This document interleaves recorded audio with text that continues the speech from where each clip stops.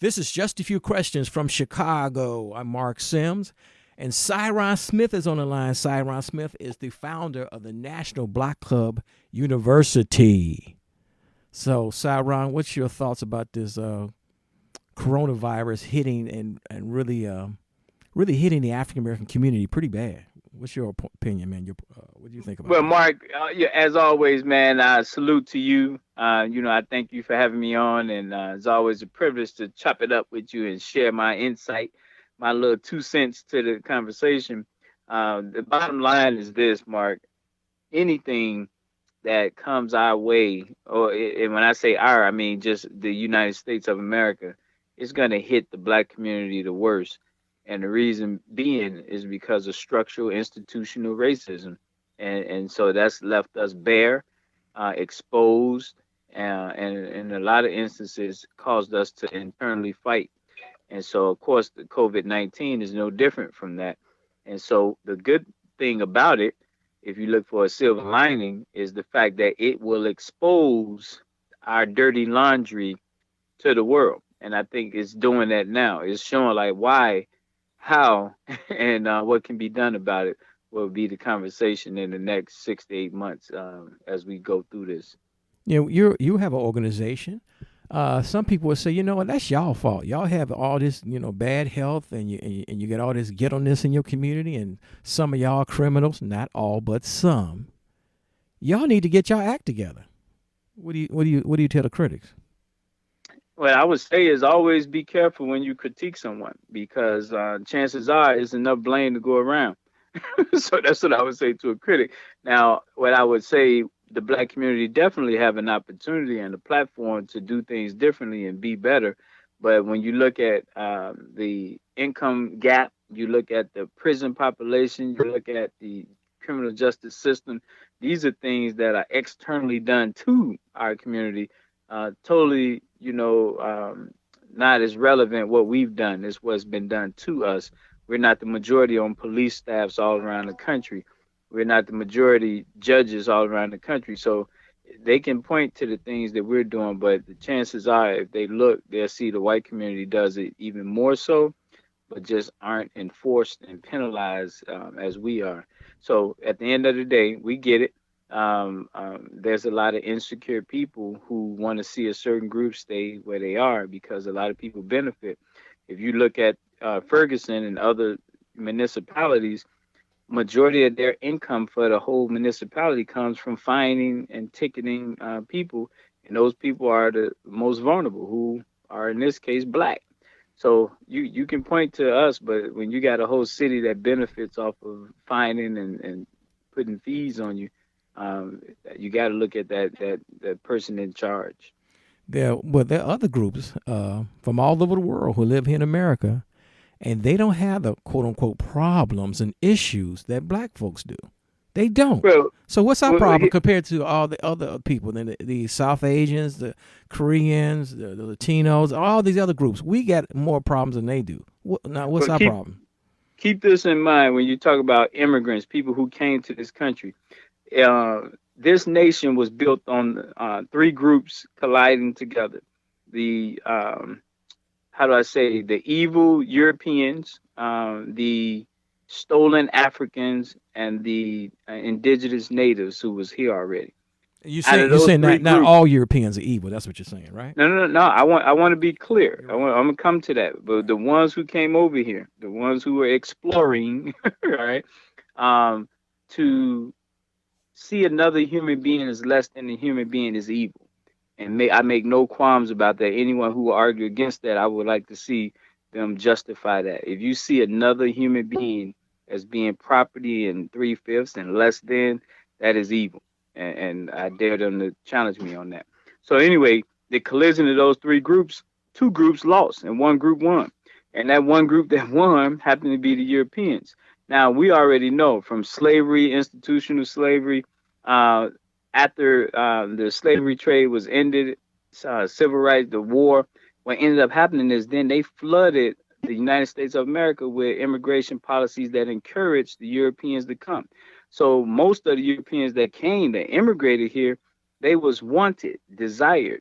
And so those are the ones that aren't evil, But the original ones, I would definitely, Mark, say that they weren't saints. I know, They were but some of the worst coming from Europe, and that's why they kicked them out and brought them over here because they were the ones that they made well, room we for the understand farm that. I've been animals hearing that and on that. talk shows for 40 years. Now, but how much responsibility we, so-called, as we call ourselves now, African Americans or ADOS, whatever term we want to use, how much responsibility should we take for our condition? I think we walk and chew gum at the same time, Mark. You got internal and external. So internally, I always say it's the hurt, abuse, and bitterness inside of us that cause us to not cooperate, love, support each other the way we could. Hurt people, hurt other people, Mark. It's that simple. Externally, that's the isolation, starvation, and exploitation. This is done by the non-black people. Bottom line. And here's the thing with the isolation, starvation, exploitation. Any place in America that's called the ghetto, there are some external people at play, people who choose not to loan money in that area, choose not to hire people in that area, choose not to live in that area, choose to put red light cameras in that area, choose to put the high interest rate financial instruments in that area, such as title loan, payday store. So I always tell people you got to look at both sides, what's happening outside externally by people who want to exploit this group, and then you look internally at what the people can do to make life better for themselves. So it's both. Yeah, but I think that some of us, quote unquote, us, ADOS, whatever term you want to use, we cry, bemoan, we put too much onus on other people and not ourselves. But again, like, so this would I always tell people honestly. When you look at any black person in the United States of America, not people who immigrated here, people who don't know their roots, they just ended up here, but we know they came over here from their ancestors, free labor. Anyone that's black, all we know is how to make do. And some of us done well making do. And some of us have given up and been frustrated. So I am very cautious about demeaning, putting down a group of people who have been held back, who have every disadvantage put before them. So if anything, I'm more compassionate or empathetic to them. But at the same time, I want to see you try the best you can. And if you don't do that, then I know it's probably some mental damage why you don't do that. So I get it, but I just don't see a level playing field for me to really put too much pressure on my black community. Now, here's what I will say, Mark.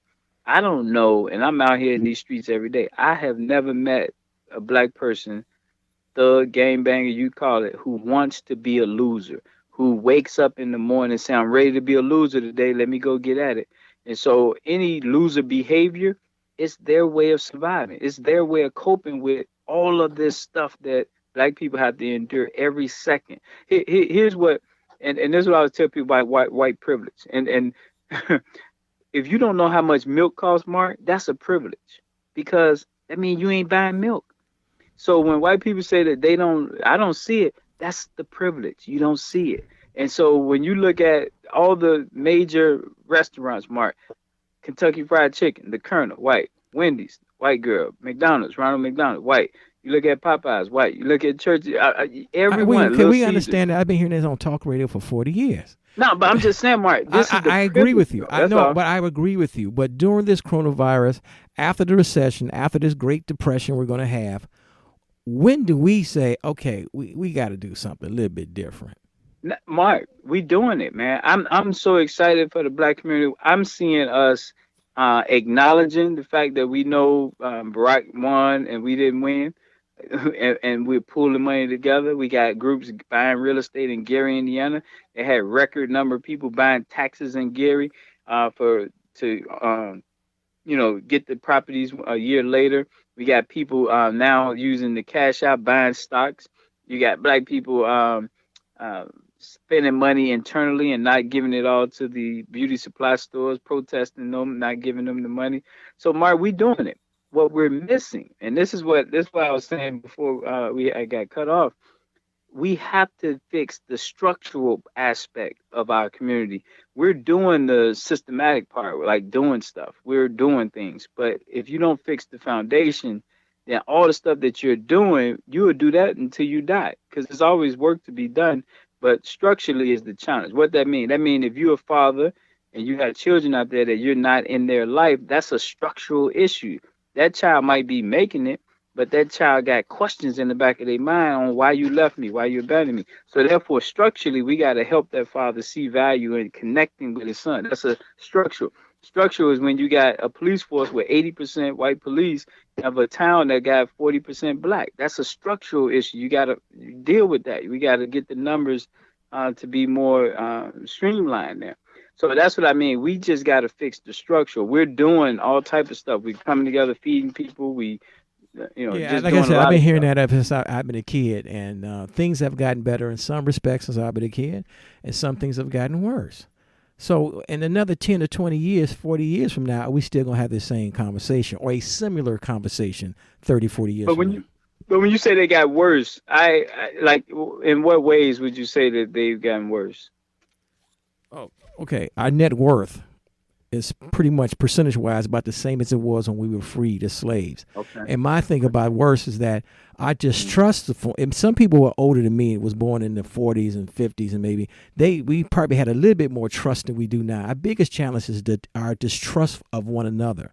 It's like Right. people that probably won't work with you, Syron Smith, because you're not a fraternity brother. You didn't go to that Right. college. You don't go to that church. You're not Right. educated, so I can't work with you. So I distrust of each other. And just like nations that really don't have a lot of trust, they tend to fall apart. You have to have some level of trust with any interaction or transaction. And so we don't, as a Yeah. people, don't have that trust because, of course, there's external racism and all the other kind of stuff. But we Right. don't. And if we don't develop some level of trust, more trust with each other, we're gonna have this same conversation 40 years from now. So what I would say on the trust level, and this with any problem, if you got a problem, you got a gap, then you know you got to build a bridge over that gap, right? So what I would say the big thing for our community is there will be levels and degrees of trust, and we're not going to turn the light switch on and trust immediately. But there are some people who don't mind taking certain risks, and so they the ones that have to be out front to begin that trust restoration, if you will. And the doubters, the ones who've been hurt the most, they'll be probably last to come across that bridge. But what I'm saying is, I'm seeing us trusting. I'm seeing us having more people willing to take the risk. Because what? Why don't you trust? Don't want to be hurt. That's why people don't trust. Don't want to be caught off guard. Don't want to be exposed. So when you feel strong enough that you can handle it, then you open up a little bit more. So when you know if that person isn't who they say they are, then you're gonna be okay. Then you're willing to take that risk. But if you think I'm gonna open up, fall in love, and this person gonna hurt me, it's probably because you don't have a lot of other options. But when you got other options, you're like, I try this out. No biggie. If not, I got plan B over here. So as long as we keep building and creating plan Bs, the trust will come because most people do want to take the risk. They just don't want to be made a fool of or exposed. All right, Syron Smith. People can find you if they type in the National Block Club University or Syron Smith. They'll find you That on the that computer. that's it, man. If they Google my name, they go see a lot of stuff come up, man. 25 years in the game, so yes. All right. So hopefully they'll trust you enough to contact you. We'll see what happens, man. I wish you Hey, man. I wish you continued success. I'm just messing with you. I got to be the devil's advocate, you know. Now, and you already know, consistency is it. Most people go to their grave not being consistent, man. So if anything else, we've been consistent, and we're going to continue to be consistent. So thank you. Thank you, Syron. Appreciate it.